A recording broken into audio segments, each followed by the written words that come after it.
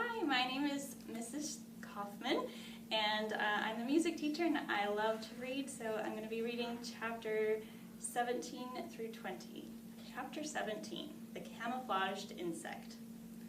Roz was a mess. She lay under the tree, covered in a heap of broken branches and pine cones and needles. She still hadn't removed the sticky resin from her body. And then there were the bird droppings. She was about to get up and give herself a rigorous cleaning when she noticed a peculiar twig. The twig was moving. It was crawling along one of the broken branches on the ground. With a gentle touch, the robot picked up the twig. "Hello, stick insect. My name is Roz. You are very well camouflaged." The stick insect's body was long and thin. He had the same shape and colors and markings as a real twig. But if you looked closely, you just might see two tiny eyes and two spindly antennae.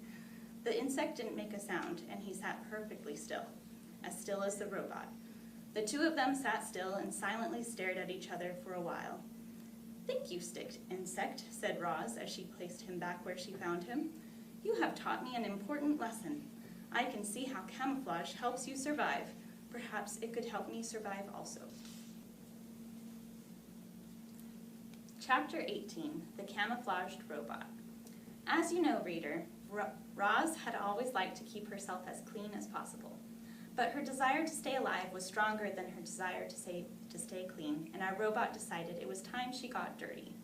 Roz was going to camouflage herself. She'd gotten the idea from the stick insect, but Roz quickly realized that camouflaging herself as a twig was out of the question. No, the robot would have to blend into the landscape itself. She began by smearing handfuls of thick mud over her entire body. Then she plucked ferns and grasses from the ground and sank their roots into her new muddy coating. She placed colorful flowers around her face to disguise her glowing eyes, and any bare patches were covered with tree leaves and strips of moss. Our robot now looked like a great tuft of plants walking through the forest. She waited for darkness, and then she padded to the center of a clearing, nestled herself between some rocks, and became part of the landscape. A few hours later, the sky was brightening, the fog was lifting, the nighttime animals were slinking home, and the daytime animals were beginning to stir. It was just an ordinary morning on the island. However, there was that new tuft of plants in that one forest clearing. Only the bees had noticed the tuft. They buzzed around it, completely unaware that the robot was hidden beneath. And so Roz sat there, right in the open, yet completely unseen, and observed the wilderness around her. She watched flowers slowly turn toward the sun.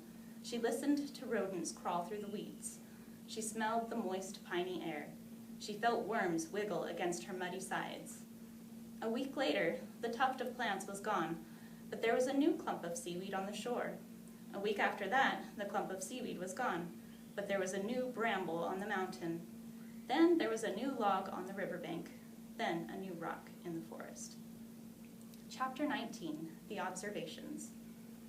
Clouds scudded through the sky, spiders spun intricate webs, berries beckoned to hungry mouths, foxes stalked hares, mushrooms rose up from leaf litter, turtles plopped into ponds, moss spread across tree roots, vultures hunched over carcasses, ocean waves beat against the coastline, tadpoles became frogs, caterpillars became butterflies.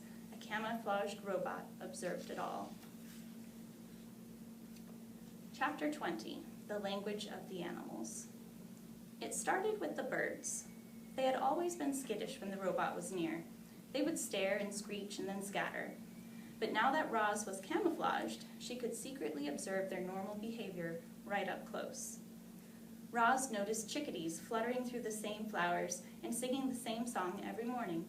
She noticed a lark who swooped down to the same rock and sang the same song every afternoon. She noticed the same two magpies singing to each other from across the same meadow every evening. After weeks of robotically studying the birds, Roz knew what each bird would sing and when they would sing, and eventually why they would sing. The robot was beginning to understand the birds. But she was also beginning to understand the porcupines and the salamanders and the beetles. She discovered that all the different animals shared one common language. They just spoke the language in different ways. You might say each species spoke with its own unique accent. When When Roz first listened to the chickadees, their songs had sounded like twee, tweedle, twee, tweedle. But now when the chickadees sang, Roz heard, "Oh, what a lovely day it is! Oh, what a lovely day it is!" Deer spoke mostly with their bodies. By simply turning her head, a doe could say to her family, "Let's look for clovers by the stream." Snakes often hissed to themselves, things like, "I know there's a tasty mouse around here somewhere." Bees said very little. They used their wings to buzz a few simple words like nectar and sun and hive. Frogs spent much of their time searching for each other. One would croak, "Where are you? I can't see you." And then another would reply, "I'm over here. Follow my voice." When Roz first stomped across the island, the animals' squawks and growls and chirps had sounded like nothing more than meaningless noises. But she no longer heard animal noises. Now she heard animal